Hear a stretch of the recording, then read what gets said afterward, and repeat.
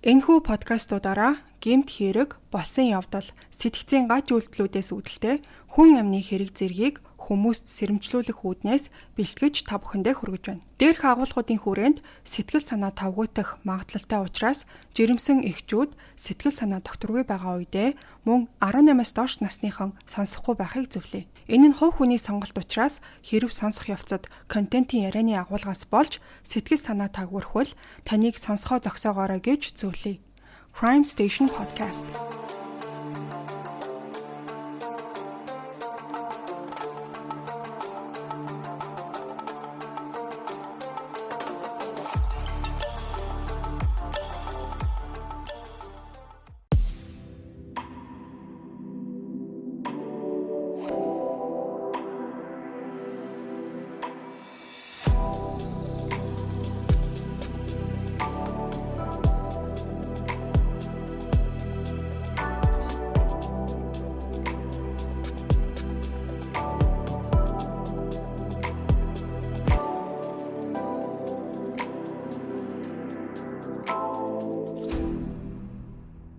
Сайн байцгаана уу, бүгдээрэнд нь амралтын өдрийн мэнд хүргэе. За тэгэхээр энэ удаад би та бүхэнд маш эвгүй зүйлийн тухай ярьж өгөх болно. За энэний талаар анх олж мэдчихэд ярих гэж бас нэлээд удаан бодож байгаад хэтэрхий одоо тийм том сэдв байсан болохоор яг яаж яриул одоо ойлгомжтой байх уу? Нэгэнт одоо ингээд том сэдв хөндөж ярьж байгаа болохоор өөр юуг дараа бас ярих уу гэх мэт нэлээд удаан бас энэ дээр суулаа. Тэгээ манай сувг дээр яригддаг гэмт хэрэгүүд бол ихэвчлэн одоо эхлэлтэй өрнөлттэй тэгээ төгсгөлтэй түүхүүдийг одоо ингээ голчилж ярьдаг. Харин энэ түүх бол яг хизэнээс эхэлсэн гэдэг нь яг таг одоо тодорхойгүй. Бас одоо ч гэсэн нийгэмд одоо байдаг үргэлжилсээр байгаа нэг тийм маш одоо дотор мухаармаар бүр гэдэс мушгаармаар гэхдээ үнэхээр ийм зүйл байдаг гэж юу гэж бодогдохоор тийм нэг сэдв ер нь бол байгаад байдаг. Да үнэхээр ингээ яг одоо тархин дотор атомын бөмбөг дэлбэрж байгаа юм шиг миний хувьд бол тийм хачин жигтэй сэдв байсан. Та нарын зарим нь магадгүй энэ одоо Red Shoes Club эсвэл одоо Red Shoes Society гэдгийн талаар сонсч ирсэн байх. Нэлээд сайн мэддэг ч хүн байгаа. За эсвэл цацхаас нь мэддэг ч юм уу.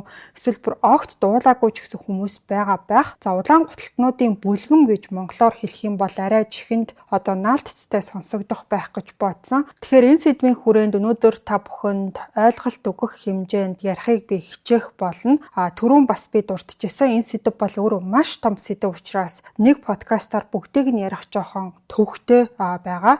За дотроо энэ ч айгүй олон зөвлөд бас хөндөгддөг болохоор тэрнийхэн тухай дараагийн подкастуудаар би бас ярих гэж төлөвлөсөн байгаа. За ингээд ямар тач маш эвгүй нууцлаг гэмээр зүйлийн талаар одоо та бүхэнд би ярьж өгнө.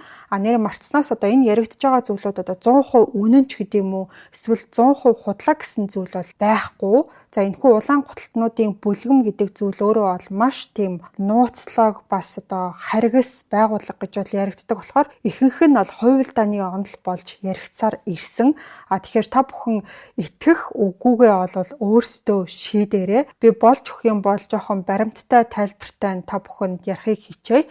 Ингээд гол яриараагаа орцгоё. За улаан гутлын түүх бол маш эрт дээр үеэс эхэлдэг. За яг хэдийн үеэс улаан гутал түгээмэл болсон гэдгийг бол тодорхой хэлэхэд хэцүү ч гэсэн Ромын Пап лам олон мянган жилийн турш улаан гутал өмсөж ирсэн гэдгийг бол хүн болгон мэддэг. За үнэндээ Пап лам бол хоёр төрлийн улаан гуталтай байд юм байна. Тэд нар болохоор Ватикан дотор өмсдөг улаан торгон шахаатай, харин гадуур болохоор өмсдөг тийм улаан арьсан гуталтай байдаг. За бас өмнө нь ер нь ингээд масс мөргөлийн үеэр тусгай углаашиг өмсдөг байсан ч гэсэн 1969 оноос хойш бол тэр төрлийн шахааг ерөөсөө одоо хэрэглэхээ болсон юм байна. За улаан арьсан гутал, малгай, мозета, нөмрөг гэх мэт зүйл нь болохоор Пап ламын хувцсны хуучин улаан өнгийн одоо үлдэгдэл хэсгүүд юм байна. За Пап ламын үндсэн өнгө нь 1566-аас 1572 оны хооронд цагаан болж одоо өөрчлөгдсөн байдаг. Тэгэхээр та бүхэн санаж байвал одоо ингээ Ромын Пап лам чинь ерөөхдөө одоо энэ тэнд айлчилж байхдаа бас ер нь бол өдөр тутамдаа өмсдөг хувцс нь юм цагаан өнгөтэй мөртлөө одоо энэ малгайн ч юм уу эсвэл одоо ингээд бусад нэг нөмргөн ч юм уу зарим нэг зүйлүүдэд нь ингээд улаан улаан өнгө холтцсон байгаад идэв штэ. Тэгэхээр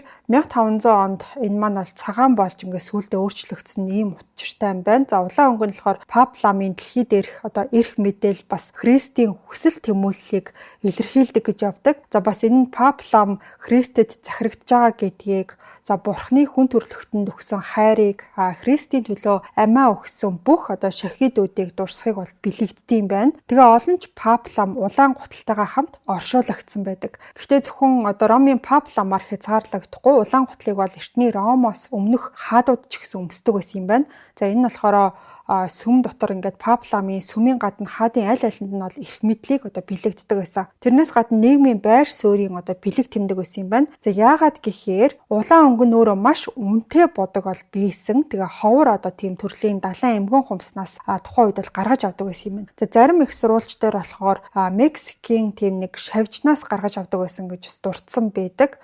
За ямар ч байсан ингээд маш ховор тийм одоо олдоц муутай зүйл байсан юм байна. За Ромын эзэнт гүрний хаад бол улаан гутал өмсөх уламжлалыг үргэлжлүүлээд энэ нь болохоор өндөр зэрэг зэндааг бол илэрхийлдэг.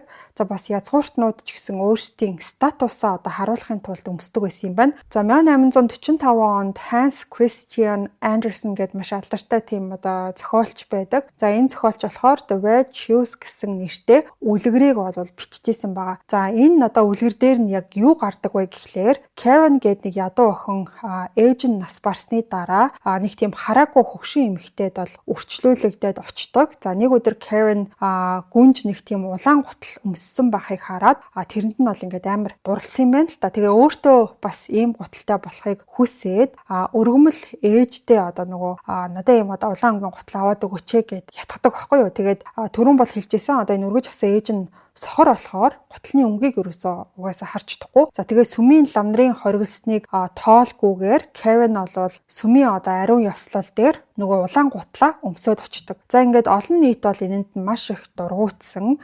За удаагүй гутал нь болохоор одоо нөгөө Karen гэдэг охиныг бүжиглүүлж эхэлсэн. Тэгээ ерөөсөө ингээд тэр охин болохоор зогсоож чаддаггүй. За өөрөөр хэлэх юм бол ингээд Karen өөрөө бүжиглээд байгаа биш, харин нөгөө гутал нь бол түүнийг ингээд одоо альбан хүчээр ингээд бүжиглүүлээд байна гэсэн үг шүү дээ. Яг нэг өөрийн ингээд амтай юм шиг гэсэн. За тэгээ нөгөөх чинь юу ч хийж чадахгүй, зогсож чадахгүй ингэж байж байгаа. Дараад нөгөө гутал нь бол энэ Karen гэдэг охиныг ойроо аваачаад за тэндээ бол одоо шархлуулаад, зовоогоод Karen болохоор сүүлдээ бүр ядраад цусалсан байдалтай одоо тухайн хотынхоо нөгөө цаазын ялыг гүйцэтгэдэг хүний хаалган дээр нь явж очиод за тэгээд энэ гим нүглийнхээ шийтгэл болгож толгоогоо биш харин гуталтайгаа хам хөлөө тайруулж өгөхийг гуйдаг. За тэгээд тухайн одоо нөгөө цаазын ялыг гүйцэтгэдэг хүн болохоор хөлийг нь тайрж өгдөг. За тэгсэн чинь нөгөө гутал нь болохоор хөлтөөгөө хамт нисээд алга болдог. За тэгэхээр ийм нэг жоохон аимшигтай ч гэмээр үлгэр ер нь бол байдаг. За тэгээ энэ үлгэрийн талаар одоо хүртэл ингээд хүмүүс ярьдаг. За тэгээ нэг одоо биднэрээр бол нэг юм аимшигын юм сонсох дуртай хүмүүс байгаад байдаг шүү дээ.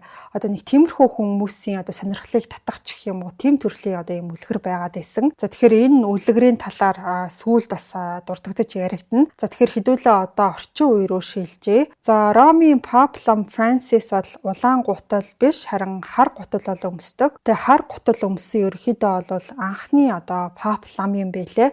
За өмнөх бүх одоо Пап ламууд бол дандаа улаан гутал өмсдөг гэсэн. За гэсэн хэдий ч ер нь бол улаан гутал одоо хүртэл ингээд эрх мэдэл статусын бэлэгдэл хിവэрэ байгаа. Ер нь бол ингээд нөлөө бүхий хүмүүс улаан гутал өмссөн байхыг та нар магадгүй нэлээд олон бус зурган дээрээс харж исэн байх. За алдартнууд, улс төрчөөд нөлөө бүхий хүмүүс дээдсийн хүрээллийнхэн гээд маш олон хүмүүс бол улаан гутлыг өмсдөг байгаа. За дээдсийн хүрээллийнхэн гэдэг нь болохоор одоо бидний ингээд байн хараад идэг, цариг нь харангуйтай таньдаг хүмүүс биш харин одоо хөшигний ард байж идэг бүх зүйлийг удирддаг нэг тийм нөлөө бүхий одоо утсан хүүхэлдэг хөдлөгдөг тэр хүмүүсийг бол хэлж байгаа гэдгийг бас санах хэрэгтэй. За тэгээ өнөөдрийн дурддагч байгаа энэ улаан өнгө, за улаан өнгө яг юуг илэрхийлэх талаар та бүхэнд одоо бяцхан мэдээллийг бас хүргэе гэж бодож байна. Тэгчих юм бол дараагийн ярьж байгаа зүйлүүд маань илүү тийм тодорхой ойлгомжтой болно.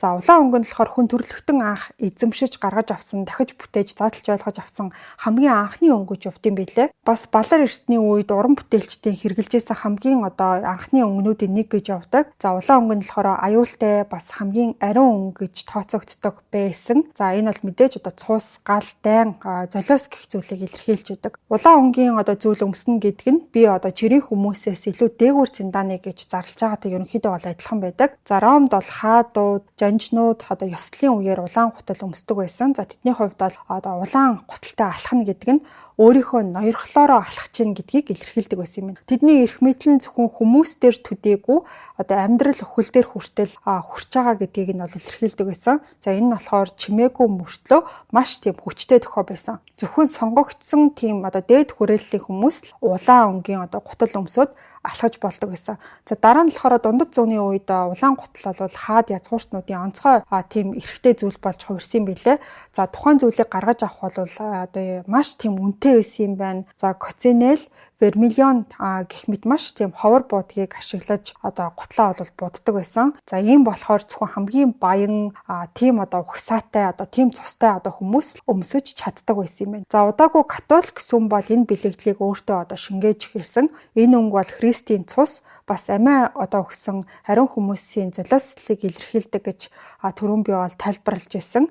За тэгэхээр хэдүүлээ одоо хувилдааны одоо онол руугаа орцгоё. За зарим одоо онолд болохоор улаан гутлыг хүний арьсаар хийдэг гэж бол яригддаг. За энэ арьсыг хүүхдийн одоо золиослолтой холбоотойгоор одоо олж авдаг бүтээдэг гэж бол үздэг юм байна. За энийг болохоор адренохром каннибализм зэрэгтэй холбож тайлбарлах нь одоо элбэг байдаг. Тэгээд тухайн онолд нь болохоор хүүхдүүдийг тарчлаагаад дараа нь хүчирхийлээд тэгээд алж ээж одоо ийм материал гаргаж авдаг гэж аимшигтайгаар одоо ярилцдаг юм байна. Тийм болохоор одоо саяхан яригдчихсэн адренохром гэдэг ойлголт нь гарч ирсэн гэж ярьдаг. За тэгээ энэ онолын дагуу бол одоо хүүхдүүдийг тарчлааж хүчирхийлж байхад тэдэнд бол мэдээж ингээд сэтгэл дотор нь маш их айдас үүснэ. Тэгээд тэр айдас үүссэн байгаагаас нь таашаал аваад цусыг нь одоо гаргаж уугаад тэндээс бол адренохром авдгаа гэж үздэг юм билээ. Та бүхний зарим нь одоо мэдэх бах ингээд айсан одоо малын мах энтер гэж хүмүүс бас нэг яриад байдаг шүү дээ. Тэгэхээр тэрнтэй одоо нэг жоохон одоо уялдаа холбоотой юм уу мэдэхгүй, ямар ч гэсэн юм нэг айснаас нь үүдэлтэйгээр одоо яг айж авах үед нь цусыг нь гаргаж уух энтер гэсэн нэг ийм одоо хүний ёсноос гажууд зүйл бол маш их яригцаар идэм билээ.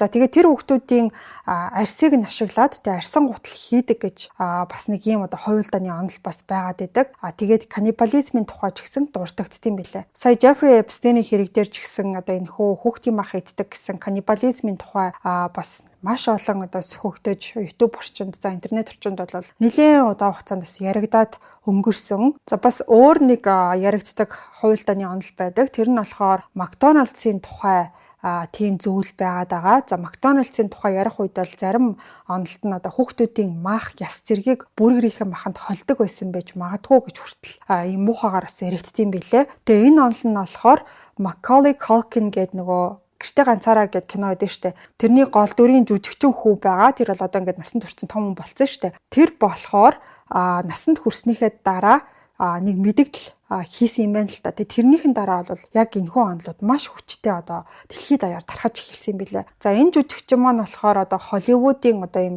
нөлөө бүхий хүмүүсийг цуснд шунагчид, сатаны шүтлэгтэй хүмүүс зан үйлээр хүүхэд бас жүжигчдийг аалдгаа гэж одоо буруутгасан байгаад байдаг. Тэгээ өөрөө болохоор тэднээс муултарч чадсан шалтгаан нь багаасаа маш тийм сэрэмжтэй ухаалаг байсан.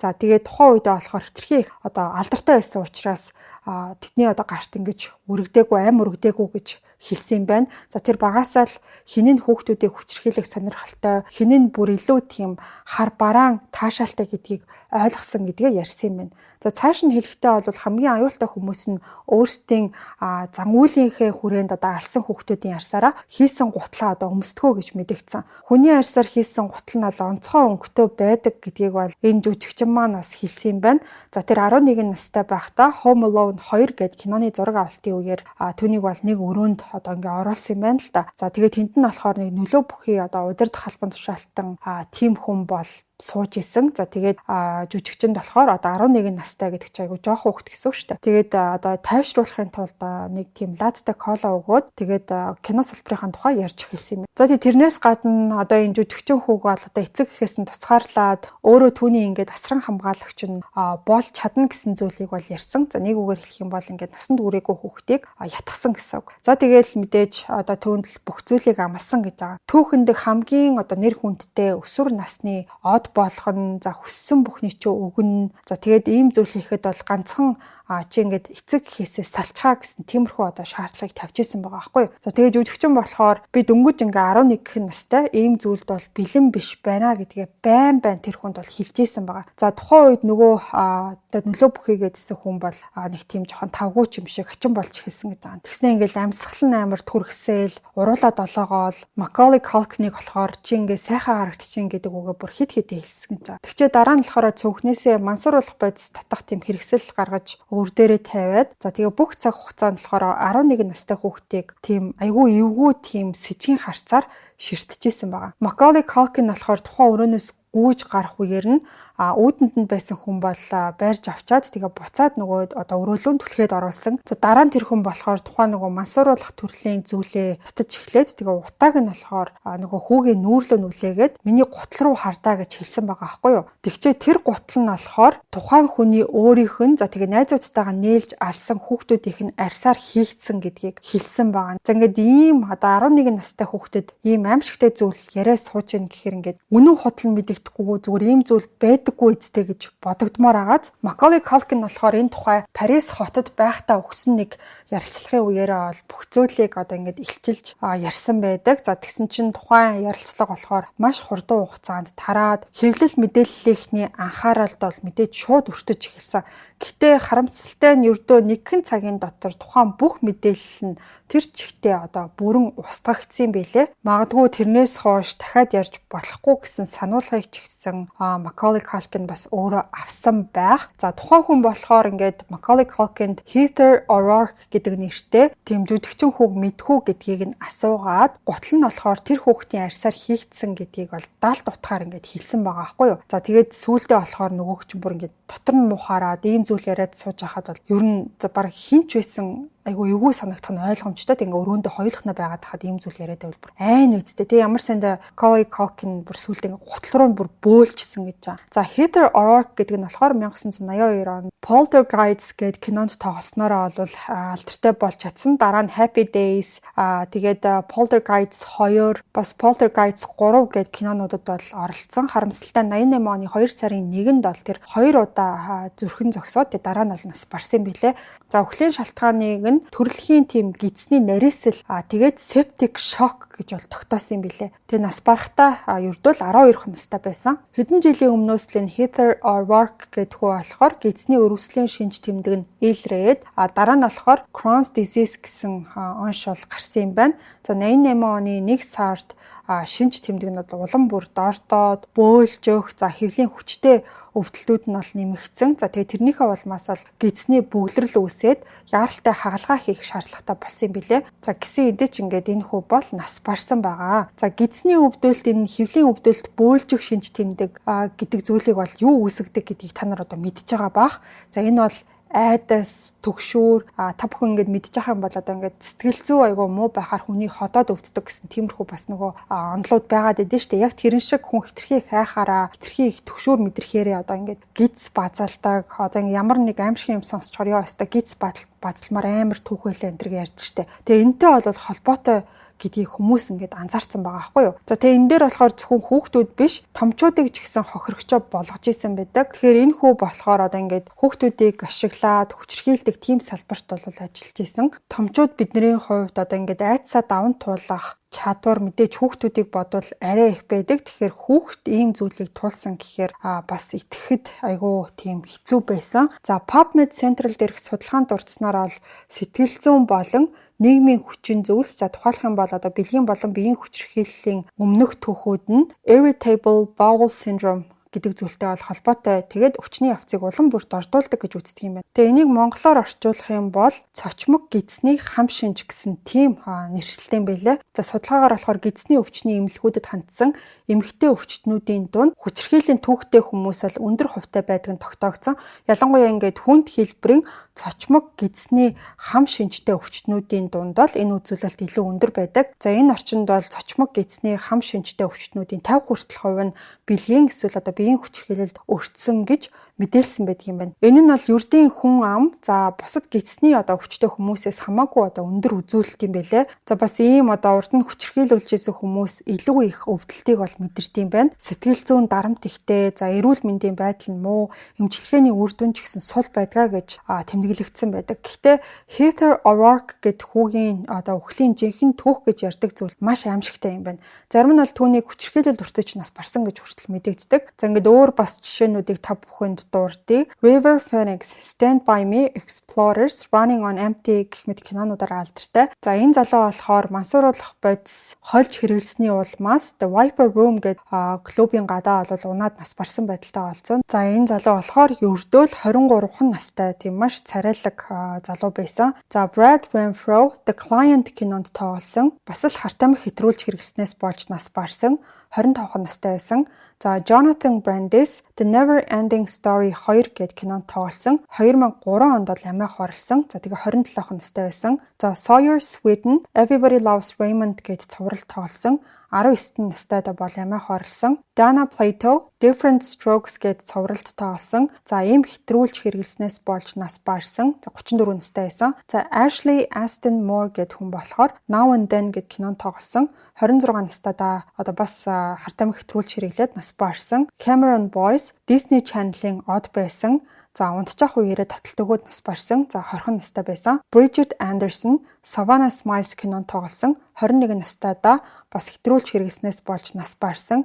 За Lee Thompson Young Famous Jet Jackson цувралд бол тоглосон. За өөрийгөө буудаж нас барсан.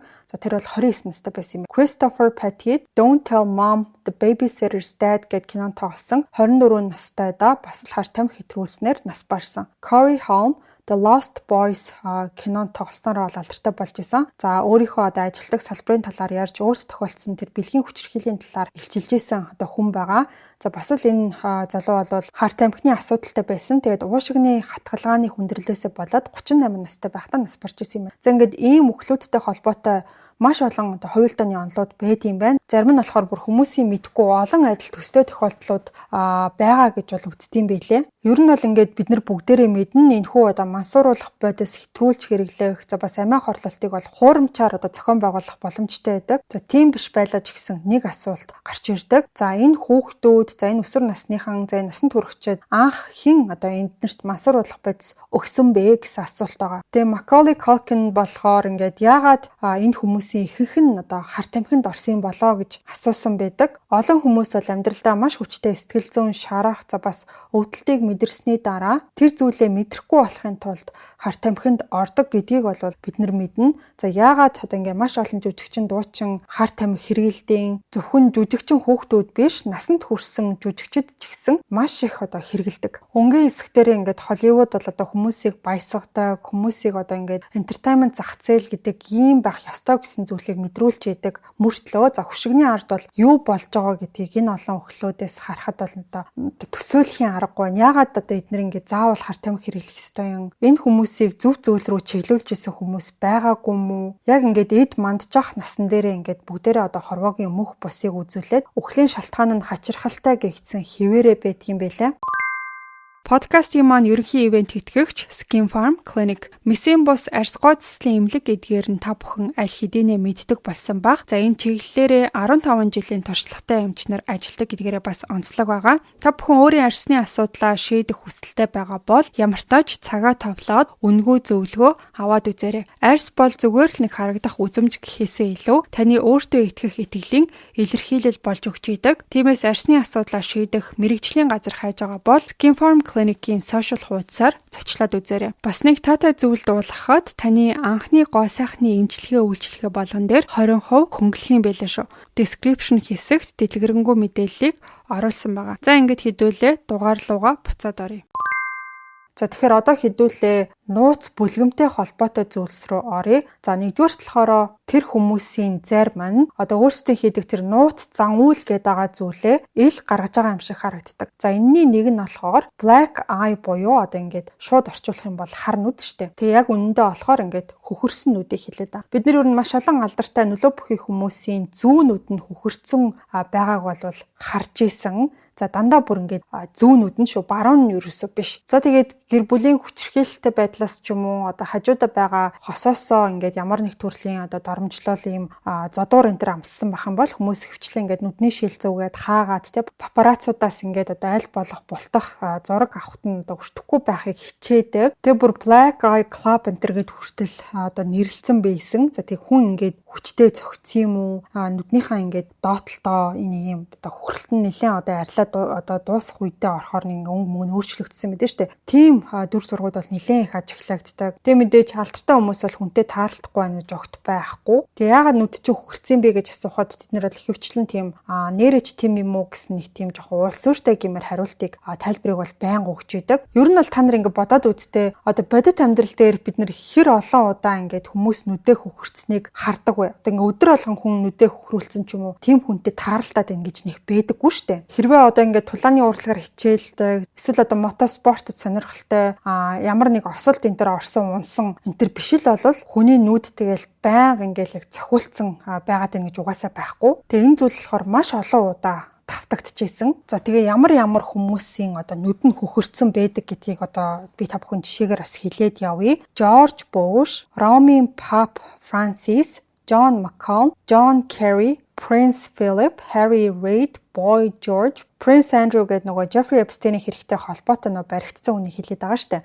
За Jennifer Lopez, Adam Sandler, David Bowie, Pierce Brosnan, Robert Downey, Richard Branson, Kanye West, Reese Witherspoon, Ryan Gosling, Madonna, за Barack Obama, бас Paul Pelosi, Ben Affleck гэх мэтчлэн хүмүүсийн одоо жагсаалтууд байдаг. Тэгээ энэхүү одоо Black Eye Club гэдэг байгаа зүйл нь ямар өргөн хүрээнд байгаа гэдгийг ойлгохын тулд цөөн хэдэн алдартнуудын нэрсийг бол би дурдсан. За хааны гэр бүл, дээдсийн хүрээллийнхэн, улс төрчид, паблам бүр Холливуд ингээд маш олон хүмүүс бол энд ингээд хамааралтай юм шиг олон нийтэд бол харагдсан байгаа. Тэгээ хамгийн хачирхалтай одоо сонин санагдсан зүйл нь юу гэхээр энэ хүмүүс энэ хөхөрсөн нүдээ ерөөсөө нуух гэж оролддоггүй, харин ч бүр ингээд гарахалтай наргагүй бүр ил гаргаад гадуур явдаг. Ерөөсөө тэрийг ингээд тоохгүй байгаа юм шиг. За тэгээ яагаад гэдгийнхэн талаар маш олон таамагуд бас байд юм бэлээ. Ихэнх нь энэ зүйлийг шалгаруулалтын зан үйл гэж үздэг юм бэлээ. Одоо энэ өнөөдрийн яригадаад байгаа шиг энэ Red Shoes Club гэдээ яриадсэн шүү дээ. Энэ зүйлд бол мэдээж хүн болгон элсэж ороод хүн болгон одоо энд ингээд байдаг гэсэн үг биш. Тодорхой хэмжээний шалгаруулалт явагдаад дараа нь зан үйл хийгээд одоо өөрсдийгөө батлан харуулж ийн гэсэн үг юм шиг. Тэгээ магадгүй одоо бүгд тухайн зан үйлд бас оролцож чаддгүй учраас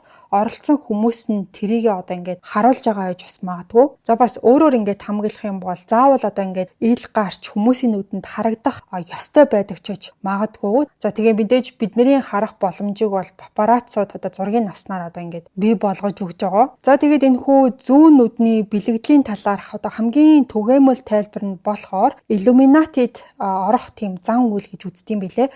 За энэ Illuminati гэдэг сэдвийг бол би тусад нь бас ярих гад бүр бодоод энэ бас айгүй бүр аимшигтай том сэдв байсан. Тэр сэдв бас өнөөдрийн яригдж байгаа энэ Red Shoes Society гэдэгтэй бол нэлээд бас юм хоорондоо уялдаа холбоотой юм шиг сэдв байгаад байгаа. За энэ зүйлийг болохоор Roseanne Barr гэдэг хүн Сатаны клуб гэж хүртэл тайлбарласан байдаг. Түүний хэлснээ болохоор яг энэхүү одоо бүлгэмд орсны дараа л одоо улаан гутал өмсөх эрхтэй болдго юм байна. Тэгээ ер нь ингээд бодоод үзэхэд яагаад заавал тийм улаан хевсний ёслол энэ төр гэж хийдгийн тухайн одоо хевсэн цэнхэр алтлаг хар энэ төр бас байж болно шүү дээ. Тэгээ тэрийг нь болохоор улаан өнгө нь тэдний уурсан цусыг илэрхийлдэг гэж бол тайлбарлалт юм билээ. Тэгээ та нар санаж байгаа бол ингээд улаан хевсний ёслол дээр одоо ингээд сэтгүүлчид алтартнуудаас ингээд яриа авахта Who are you wearing гэж асуугаад идэв шүү дээ. Ямар дизайнер вэ гэж асуух биш. Магчлаад орчуулах юм бол одоо хэнийг өмссөн бэ нэ энэ төр гэж айгу тийм сонин утгатай асуулт асуудаг. Биднийхээр бол ингээд зүгээр та ямар брендийн хувцсаар өнөөдөр ингээд гангарсан бэ ч гэдэг юм уу. Энэ ёслолд зориулаад аль брендийг өмссөн бэ ч гэдэг юм уу. Нэг тиймэрхүү асуулт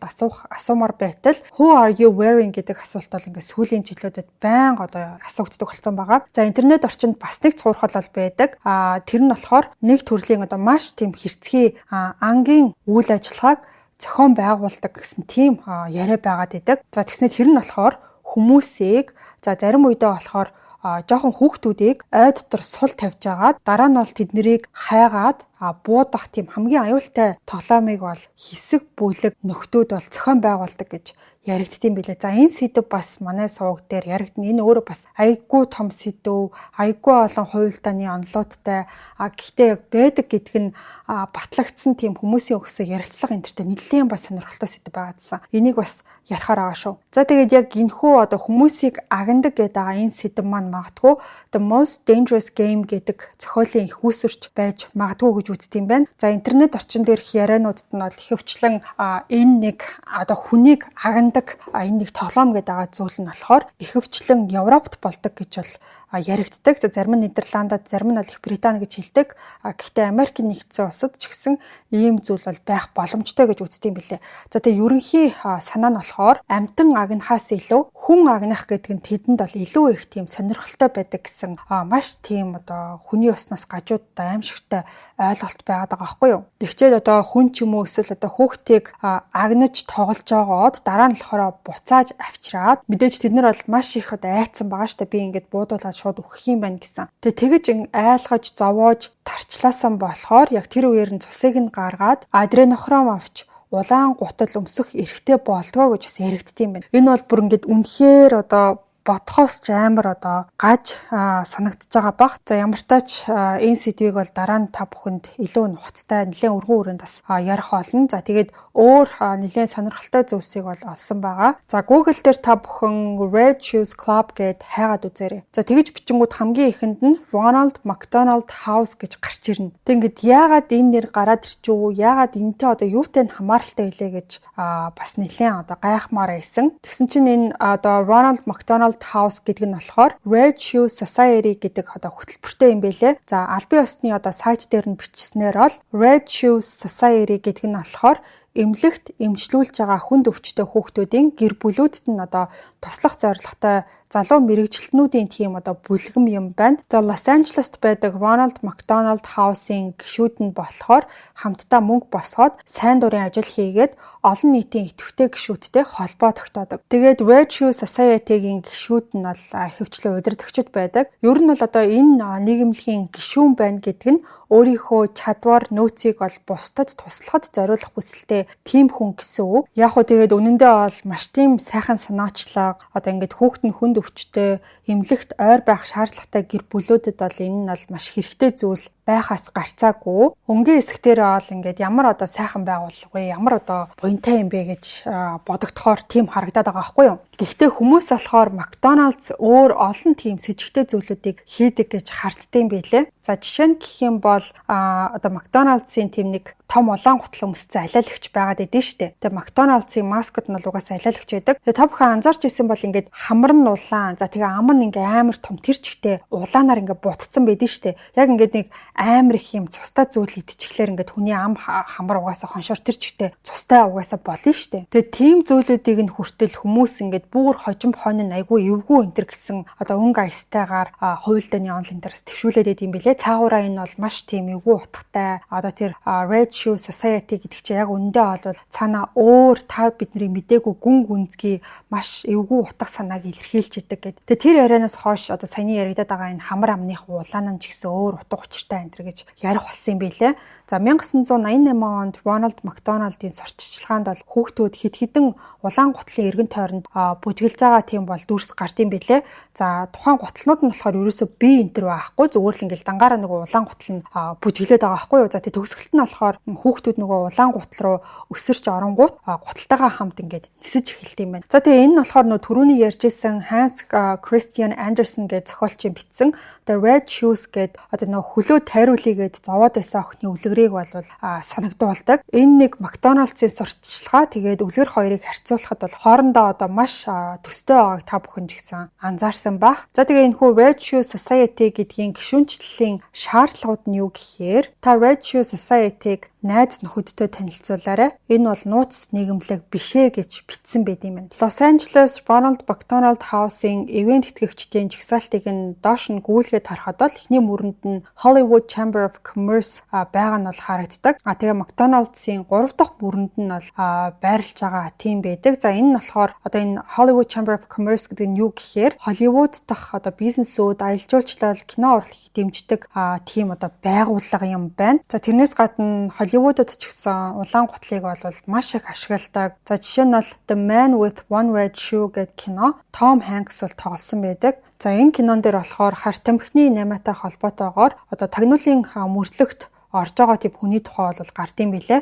За бас The Wizard of Oz буюу Oz-ийн шидтэн гэд бас л нэг тийм мүлгэрээс сэтгүүлсэн кино байдаг. За тэрэн дээр бол бас л одоо улаан өнгийн түүфэл өмснөр гардаг. Гялалцсан за бас бантгтай тийм гутал өмссөн байдаг. За энэ Wizard of Oz гэдэг ч гэсэн бас нэг сэдв болж яригдаж болохоор тийм зүйл байсан. За тэрнээс гадна та бидний мэдэх Ashley Olsen гэд бас хүүхэд тахтаа жүжигчин болж исэн нэлээд алдартай тийм одоо суперстар селебрити байгаад байгаа. За энэ болохоор нэг уран бүтээлчтэй гэрэлсэн юм л да. Тэгээд тухайн уран бүтээлч болохоор улаан гутлыг маш олон бүтээлүүдтэй бол ашигласан байдаг. За жишээ нь бол өөрийнхөө нэг үзэсгэлэн дээрээ зөвхөн одоо улаан гутлуудаар дүүрэн тийм тавиурыг бол байрлуулсан байсан. Өөр загварын гутлууд за гэхдээ бүгд тийм одоо ижлэхэн өнгийн цусан улаан өнгийн гутлнууд байсан. Тэгээ яагаад ийм улаан өнгийн гутлыг сонгосон бол гэдг нь бас их хачирхалтай. За өөр бас гар наартаа зөвхөн ингээд цамц төрсөгтэйгээ улаан гутал өмссөн хүүхдүүдийн хид хідэн хачирхалтай зургууд бас байдаг. Эдгээр нь болохоор энгийн нэг гэрэл зураг энэ төр ерөөсөө биш. Маш тийм эвгүй, дотор муухайхаар одоо мэдрэмжийг төрүүлдэг. За зарим хүмүүсийн одоо ярьдгаар бол Epstein Island-аас гаралтай байж магадгүй гэж үздэг ч гэсэн яг баттаа бол биш. Өөр нэг зураг дээр болохоор хүүхдүүд тийм хоосон ямар ч усгүй усан сангийн ирмэг дээр нь суусан юм шиг харагддаг. Тэгээд бүгдээрээ болохоор улаан гутал өмссөн. За бас нэг зураг дээр болохоор Bill Clinton сандал дээр суугаад цагаан ордон шиг тийм одоо газар цэнхэр өнгийн палаж өмсөд улаан өндөр өсгийтэй гутал өмссөн байдалтайгаар одоо зурсан тийм одоо зураг байгаад идэг. За энэ бүх урлагийн бүтээлүүд улаан гуталтай бол холбогддог. Тухайн одоо нөгөө зурган дээр хүүхдүүдийн өмсөжсэн гутал нь болохоор олон 10 жилийн турш хааны гэр бүлийн хүүхдүүдийн өмсөжсэн гуталтай нь бол ижилхэн байсан гэж хүмүүс ярьдсан билээ. За жишээлх нь бол ханхүү William, ханхүү Harry, Charlotte гүнж нарыг бол иймэрхүү гутал өмссөн байхад нь одоо зургийг нь дарчихсан байдаг. Бас өөр хид хідэн хааны хүүхдүүд ч гэсэн яг ийм төрлийн улаан гутал өмссөн байт юм байна. За тэрнээс гадна одоо Christian Louboutin гэдэг брендийн гутлууд байдаг шүү дээ. Ингээд улаан өнгөтэй. Нэг хэсэг бол бүр ингээд баг энэ гутлыг мөрөөдөөгүй авахыг хүсээгүй хүн гэж баг байгаагүй байх. Тэгчээд үнэ нь болохоор зүгээр ердийн гутлнаас бол хамаагүй үнэтэй. Вебсайтаар нь ороод үзэхээр $350-аас $13,000 хүртэл үнэтэй байсан. Тэг хүмүүс бол бас л нөгөө улаан гуталтнуудын бүлэгмийг нууцлах нэг тийм ухаалаг аргач байж магадгүй гэж ярьдсан байлээ. За бас Lil Nas X гэдэг одоо артист байгаад идэв штэ. Тэр болохоор Satan Shoes гэдэг нэртэй тийм сатаны гутал гэсэн нэртэй өөрчилсөн тийм пүүзийг бол гаргаж ирсэн. Тэгээ Nike-гийн одоо пүүзнүүдийг бол өөрчилсөн тийм хувилбар байгаад ирсэн. За хар өнгөтэй тийм таван хошуу одоо пентаграмтай, дээрээ бас чимгэлэлтэй, улан дотор нь бол хүний цусны туслыг хийсэн гэж бол ярьсан. За тэгээ пүүзний уланд нь байдаг одоо ийм агаартай ийм бамбалцдаг хэсэгт нь болохоор цус хийсэн гэж өөрөө бол тайлбарлсан. За тэгээ дараа нь болохоор Nike энэ загвартай одоо ямар ч холбоогүй гэж мэдэгдээд дизайнерыг нь шүүхэд өгсөн байт юм билээ. Гэхдээ хамгийн ачирхалтай нь яг энэ гутлнууд бол зах зээл дээр гараад зарагдж байгаад тэгээд дараа нь бол ингээд одоо бүх борлуулалтыг нь зогсоосон юм билээ. За ингээд энэ бүхнээс харахад бол одоо ингээд улаан гутал өмссөн хүнтэй одоо таарлтдаг ч юм уу, зөрөөд өнгөрдөг ч юм уу, уулздаг ч юм уу.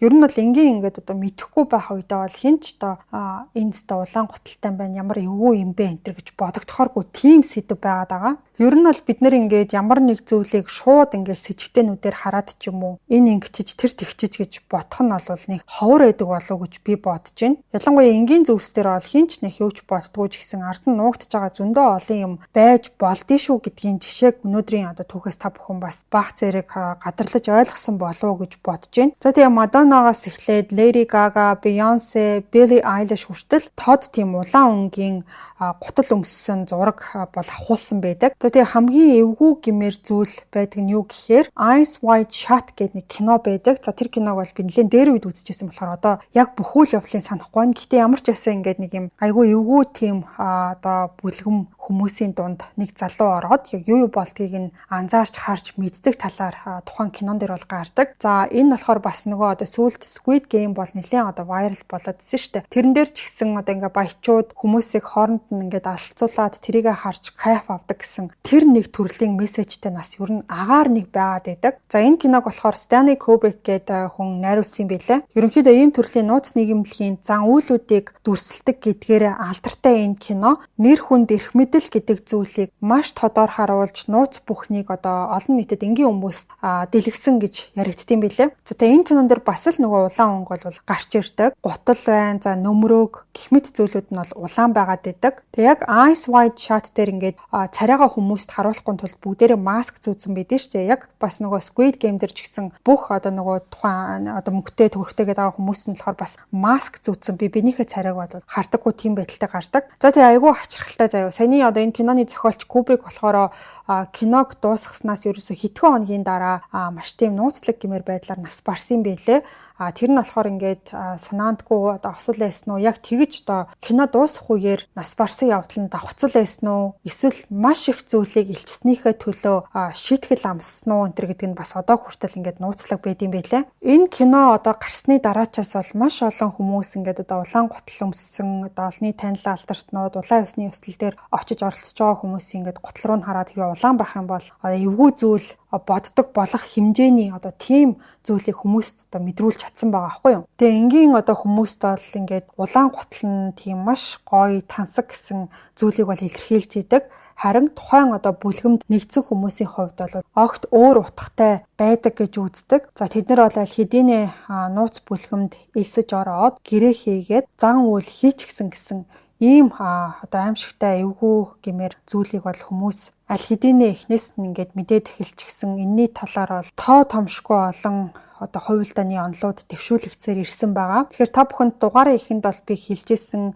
За энэхүү одоо Red Shoe Society гэдэг нь яг хизээ байгуулагдсан, хэн энэ зүйлийг байгуулсан. За тэгээд хизээ дуусах нь мэдэгдэхгүй. Та бидний олж сонссон мэдээллүүдээс өөр ямар амжилттай зүйл байдаг гэдгийг бүр төсөөлхийн аргагүй одоо ийм нэг зүйл байна. Ингээд энэ удаагийн түүх танд сонирхолтой бас аимшигтай сэтгэл сэртгийлгэн байсан гэж бол би бодож байна. Миний хувьд ч гэсэн ярахад айгүй тийм төвхтэй айгүй ийм хүнд энергитэй дугаар байлаа. Өөр сэдвүүдийг бас нэлээд одоо гүнзгий төвшөнд ярина гэдгээ бол би дугаар дундуур бас та бүхэнд дурдсан байгаа. За ингээд энэ хүртэл сонссон та бүхэндээ баярлалаа. Подкастын ивент тэтгэгчээр Месийн бус арьсгой заслын Skin Farm Clinic хамтран ажиллаа. Ингээд та бүхэн амралтын өдрөө ая тухтай сайхан өнгөрүүлээрэ хэдүүлээ эрх мэгмар гарагт бас нэгэн сонирхолтой дугаараар эргээд уулзъя.